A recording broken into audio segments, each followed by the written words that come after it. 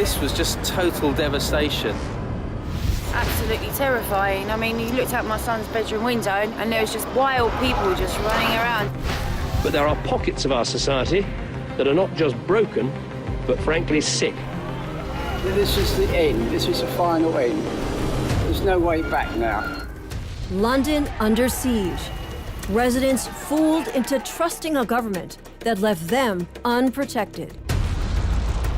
There you had British police standing there defenseless against a mob.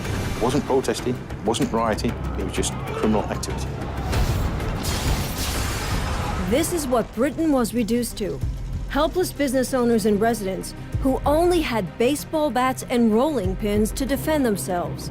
Police officers who had been ordered to stand down. And rioters, the only ones armed with guns, taking aim at police helicopters.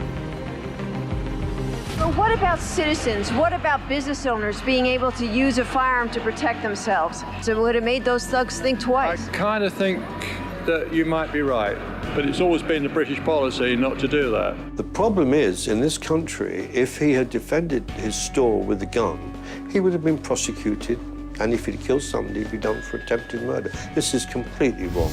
I recognise in the United States you have the Second Amendment, and I support that. People weren't able to do that here. Our right to bear arms has been taken away from us a long time ago. Our rights were stolen. We don't really have any rights anymore. 15 years ago, I was here in London when the British Parliament passed a law banning all handguns, a ban they insisted would reduce crime. And today, their worst fears have come true. The fallout from the politicians' false promises of a safer society and sympathy for criminals, this is the result. The biggest mistake we made as gun owners was we never believed the handgun ban would go through. We should have actually marched on Parliament with our guns in and said, if you want them, you come and get them. Because there's no justification for what they did. But still, gun owners were forced to surrender their firearms to the saw blade, the scrap heap, and the blast furnace. Their guns confiscated by the government to be destroyed. They target me because I'm an easy target. They know what I've got, and they know how to come and take it away from me. The handgun ban is a pathetic situation. Handgun crime now has reached a level many, many times more than when handguns were legal in this country. Don't affect the criminals one little bit. It's a crock.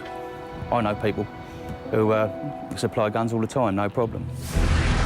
If you talk to people in the UK, they feel that one of the reasons this happened was that for years in this country, we've been too soft on people that break the law. Democracy over here is a charade, it's a fraud. It's safer to be a criminal.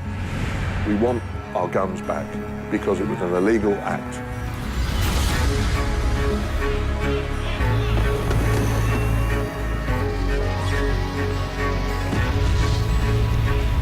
The message to America is stick to your guns and keep your guns.